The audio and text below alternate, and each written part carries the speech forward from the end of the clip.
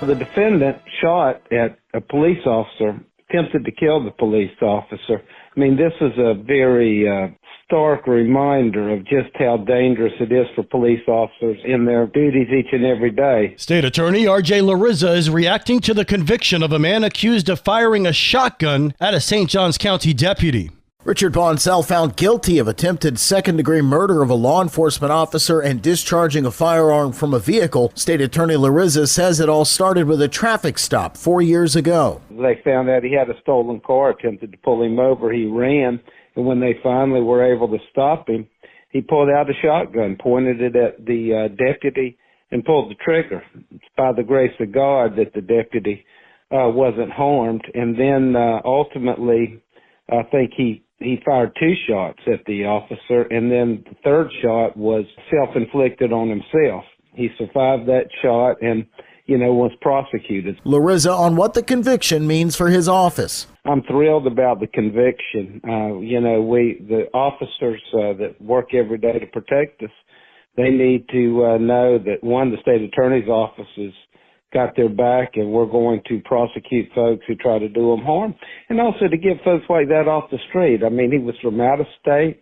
He stole a car. He's down in our jurisdiction, running from police, and then shooting at him. I mean, it's dangerous. Sentencing has been set for August 29th. Larrizza says his office will seek life in prison. For St. Augustine's Local Morning News, I'm Daryl Moody.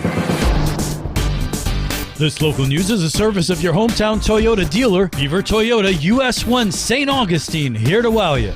Recently, the St. Johns County Airport Authority completed the purchase of 22 acres of land from the adjoining St. Augustine Rod and Gun Club. After agreeing to terms limiting what can be built close to the gun club's border in June, the Airport Authority paid $2.1 million for the land. Courtney Pittman, Interim Executive Director of St. Johns County Airport Authority. We worked hand in hand with the gun club, us as Airport Authority, and with some help from St. Johns County. And we were able to get the deal done. We did not do eminent domain.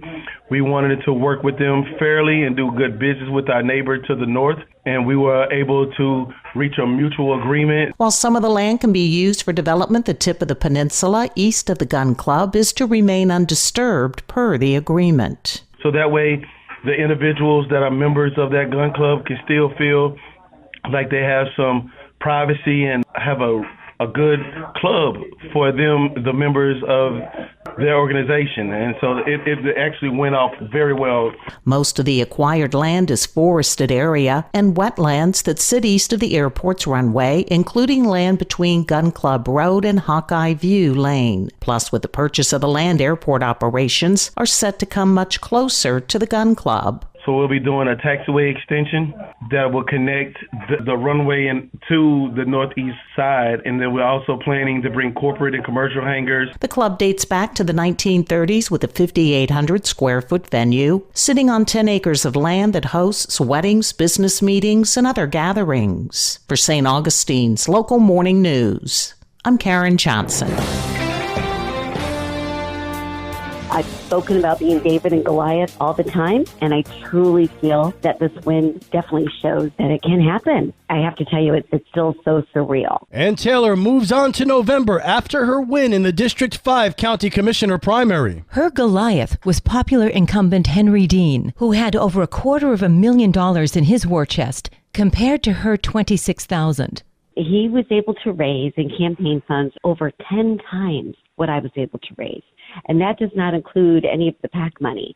She says her top priorities as commissioner will be based on feedback she heard from people on the campaign trail. They are tired of the traffic. They're tired of the overdevelopment. They're tired of us not having a plan. So definitely one of my biggest priorities getting in is that we have got to slow down our residential growth, and we've got to focus on our infrastructure and let that catch up. And I'm only going to approve residential development that will not unduly burden our infrastructure and compromise our quality of life here in St. Johns County.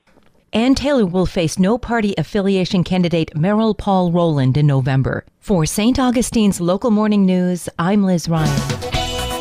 And now you're up to date with St. Augustine's Local Morning News. I'm Rich Carroll.